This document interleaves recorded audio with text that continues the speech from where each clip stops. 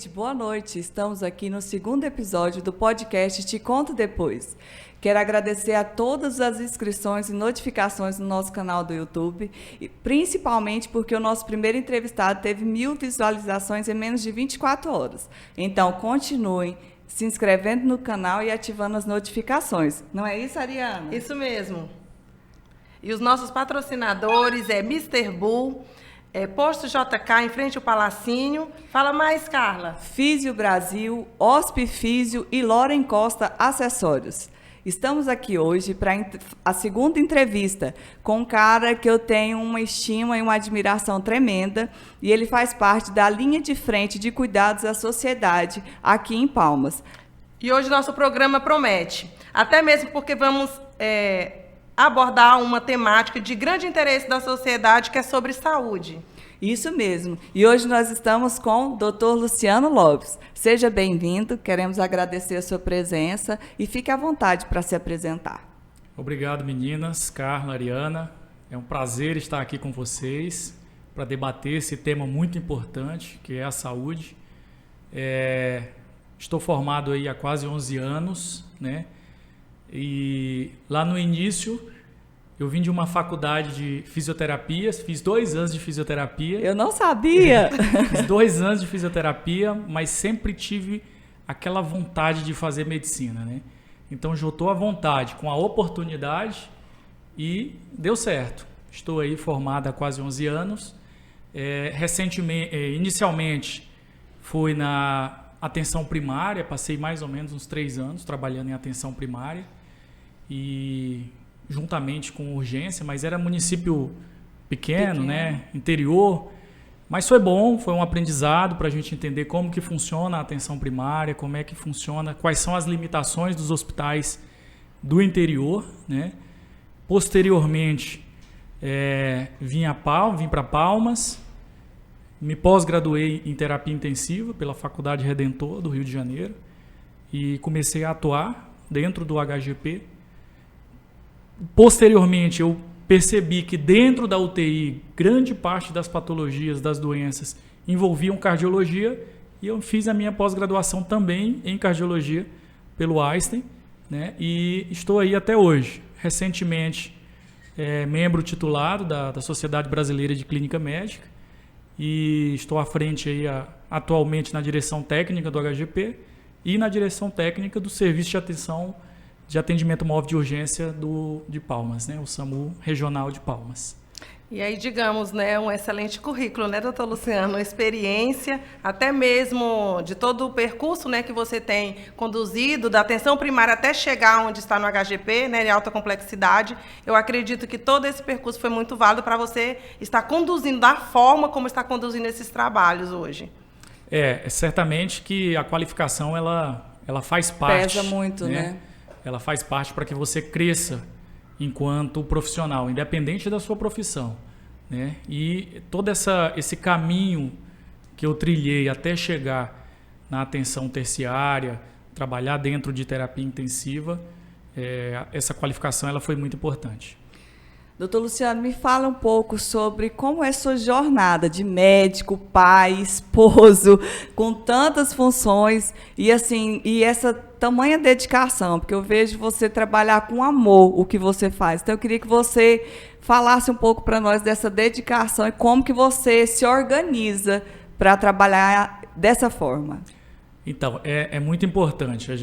Eu tento me organizar de uma forma que eu possa contribuir e dar o meu melhor em todos os aspectos nos meus postos de trabalho, né?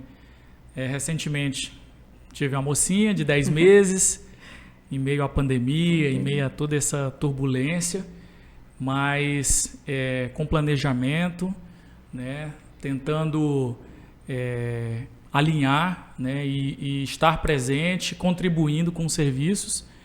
E em casa, às vezes um puxãozinho de orelha aqui, um puxãozinho de orelha ali, mas a gente vai conseguindo conduzir bem e conseguir também desempenhar as duas funções com excelência, com o meu melhor, né? Família linda. Fernanda, um beijo. Mas, doutor, me fala aí, quais são as maiores demandas, digo assim, no SAMU, no HGP, né? Atualmente, né, nos casos, vamos focar COVID. Me fala um pouco. Olha só, no SAMU, a gente tem tido, lá no início, né, nós já estamos aí com quase 2 anos de pandemia. Isso. Mas lá no início foi muito difícil, foi muito desafiador, né? Não que hoje não seja, mas assim, por tudo que a gente já viveu, hoje está um pouco mais leve, mais tranquilo. Mas naquela época, você atender um paciente com Covid sem ter um conhecimento da doença, dos seus como se diz, das suas maiores complicações, né? Você sai de casa, realmente a gente saía de casa muito nervoso, muito tenso, ia fazer o atendimento, você, né, colocava todo aquele macacão, aquele capote, tudo aquilo que para tentar se proteger da melhor forma possível e proteger a família que fica em casa, né? Claro. Mas como o ofício nosso, então a gente tinha que ir e é aquilo que eu sempre falo, que uma das virtudes do profissional da saúde é a empatia ao próximo, né? Então você ter empatia, ela é muito importante. Você se colocar no lugar do outro, ele é muito importante. Não só para o paciente, mas para nós também, porque o período de pandemia ele foi um período que trouxe conturbado, né? Conturbado, um período que trouxe medo, receio, né? Ansiedade. Então, o fato de você ter empatia com o próximo ajuda o próximo e ajuda você também. Doutor, no HGP, a gente sabe que há casos de pacientes internados. Eles estão positivando? Como que vocês resolvem essa demanda espontânea lá dentro do HGP? Então, é muito difícil de você controlar uma enfermidade que está disseminada, né?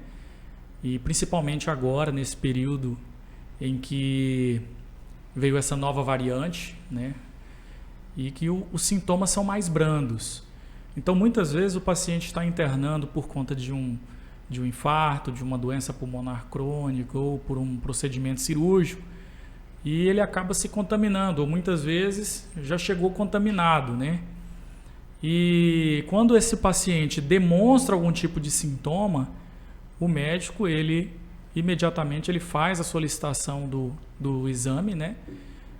Da pesquisa de antígeno ou do RT-PCR, e se ele positiva dentro da clínica de origem, da enfermaria de origem, ele automaticamente ele é encaminhado para uma ala específica para tratamento desses pacientes em isolamento. E assim, nós sabemos que não é fácil ser um diretor técnico de um grande hospital como o nosso, né, o HGP. Mas, assim, eu queria que você falasse quais são os desafios, o que mais, assim, preocupa, o que mais vocês têm que abordar, o cuidado. Me fala um pouco sobre o diretor técnico, a função do diretor técnico de um hospital assim.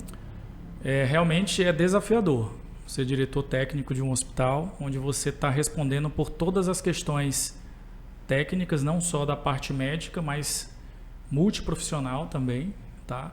E eu acredito que durante esse período de pandemia, o nosso maior desafio foi justamente você ter que oferecer o melhor com aquilo que nós tínhamos, né?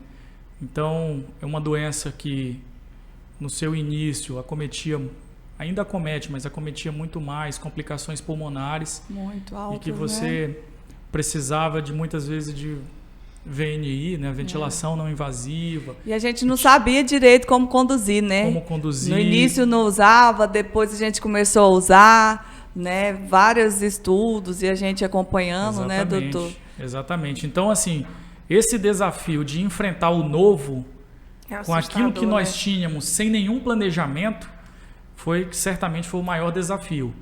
E aí você, além de tudo isso, aí você ainda tem um aumento de demanda, né?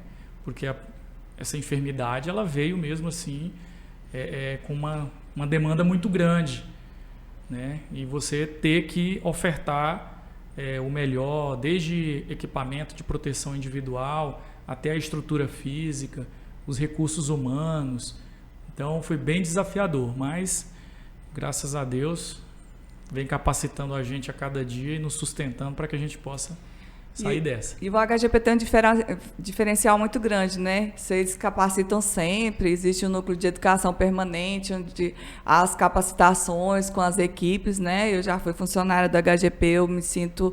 Eu defendo o HGP indo e voltando, porque eu sei como é difícil e como a gente faz curso, a gente tem as EPIs necessárias, a gente tem os aparelhos necessários e a gente, às vezes, não valoriza o nosso SUS, né?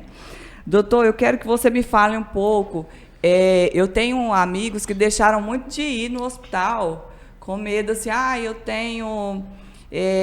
diabetes ou CA de mama, e assim, essas especialidades eles deixaram muito de ir no hospital, com medo de pegar Covid-19, né? Isso gerou uma alta demanda agora. O que o senhor tem para nos falar sobre isso? Carla, essa é uma situação bem importante, né? Porque com essa questão do distanciamento social, com as complicações do Covid, realmente a população ficou temerosa, né, de sair de casa, principalmente os pacientes com muitas comorbidades, idosos. E quando você perde o acompanhamento, principalmente dessas doenças crônicas, você incorre em um risco de descompensação dessas doenças de base, né? E que estão sendo refletidas hoje, né? Nós tivemos que, nós, enquanto Secretaria de Saúde, né, foi preciso dar uma limitada nos atendimentos ambulatoriais também, e isso, de certa forma, contribuiu e impactou, sim. Pisou lá na frente, né? Exatamente, para desencadear essas descompensações de outras doenças. E isso a gente tem visto e refletido nas UPAs, nos hospitais secundários, primários, e no HGP não foi diferente. Impactou e aumentou a demanda, sim. Então, assim, nós já vimos, eu conversando com Carla, né, vi que vocês já se conhecem, né, que já tem uma empatia muito grande um pelo outro, uma admiração, um respeito. E ela até me falou de um episódio, né, que aconteceu entre a familiar dela e você, e assim, que ela guarda isso até hoje. E eu gostaria muito que ela falasse um pouquinho sobre isso. Eu sei que pode ter algo que pode até emocionar, mas eu acho que é tão interessante a gente compartilhar esse momento. Eu acho que você nem imagina a dimensão que o que você fez para mim e para minha família foi, né? O que aconteceu? Minha mãe teve AVC, você sabe, foi um AVC incompatível com a vida. E ela foi no HGP e foi para a Unimed. Quando o AVC foi realizada a tomografia e falaram que o cérebro dela já estava em morte encefálica e tal, você me passou uma mensagem que hoje eu levo para a minha vida em tudo que eu faço, até para a abertura desse podcast, eu uso a mensagem que você me passou, que é o Salmo 121, de onde virá meu socorro vem do Senhor. Então, assim, não é clichê, não é nada, mas assim, eu tenho uma estima... empatia, respeito e consideração por você, porque o que você fez naquele momento foi para a minha família, foi muito forte. Meu pai se fortaleceu, meus irmãos, então para nós a gente leva, quando fala doutor Luciano Batista, todo mundo já sabe, é o queridinho da Carla. Então assim, eu falando com a Ariana, discutindo sobre a gente falar, eu falei, eu queria falar muito de empatia, porque você, Luciano, a gente já trabalhou junto. Eu vou chamar Luciano, gente, porque já tem intimidade, mas é doutor Luciano. A gente já trabalhou junto tanto no pronto-socorro quanto na UCI. E eu sempre observei a forma que você conduz com o paciente. Porque há médicos e médicos, né? E você sempre se colocou no lugar do paciente. Eu senti na pele isso e hoje eu posso falar assim com causa o que você fez por mim, eu vejo que você faz por muita gente. E eu queria te agradecer, viu, em nome da minha família, o que você fez por nós. Carla, eu que tenho que agradecer, né?